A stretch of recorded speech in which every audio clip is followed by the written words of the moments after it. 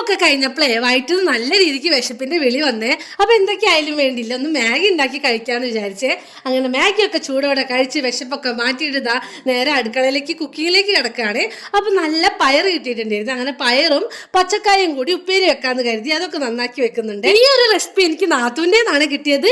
ഒരു പ്രാവശ്യം നാത്തൂർ ഇത് ഉണ്ടാക്കിയപ്പോൾ എനിക്ക് ഭയങ്കര ഇഷ്ടമായിട്ടോ. പിന്നെ ഞാൻ എപ്പോഴും ഇത് ഉണ്ടാക്കാറുണ്ട്. പിന്നെ ഇതാ ചെമ്മീനൊക്കെ ഒരു സ്പെഷ്യൽ മസാല കൂട്ടി കുഴച്ച് വെക്കുന്നുണ്ട്.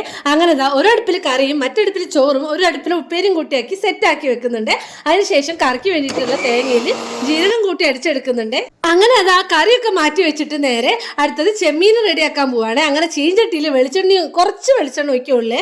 എന്നിട്ട് ആ ചെമ്മീനൊക്കെ ഇട്ട് കൊടുത്തിട്ട് മൂടി വെച്ചിട്ട് ആ ചെമ്മീൻ്റെ വെള്ളം തന്നെ ഇറങ്ങിയിട്ടാണ് ഇത് വേവിക്കുന്നത്.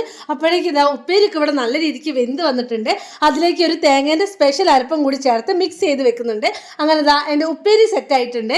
അതിനുശേഷം മൂടി വെച്ച ചെമ്മീൻ ഒന്ന് തുറന്നു നോക്കിയപ്പോഴത്തേക്ക് വെള്ളമൊക്കെ ഇറങ്ങി അടിപൊളിയായിട്ട് സെറ്റായി വന്നിട്ടുണ്ട്. അതിലേക്ക് പച്ച ഉള്ളിയും കൂടി ഇട്ട് കൊടുത്തിട്ട് ഒന്ന് ഇളക്കി എടുക്കുന്നുണ്ട്. ഇത്രയൊക്കെ പണി കഴിഞ്ഞപ്പോഴത്തേക്ക് പിന്നെയും വിശന്നു ഗൈസ്. അങ്ങനെ ഇതാ ചോറും കറിയും ചെമ്മീനും ഉപ്പേരിയൊക്കെ കൂട്ടി അടിപൊളിയായിട്ട് ഊണ് കഴിക്കുന്നുണ്ട്. ഇനി നെക്സ്റ്റ് വീഡിയോയിൽ കാണേ. ബൈ.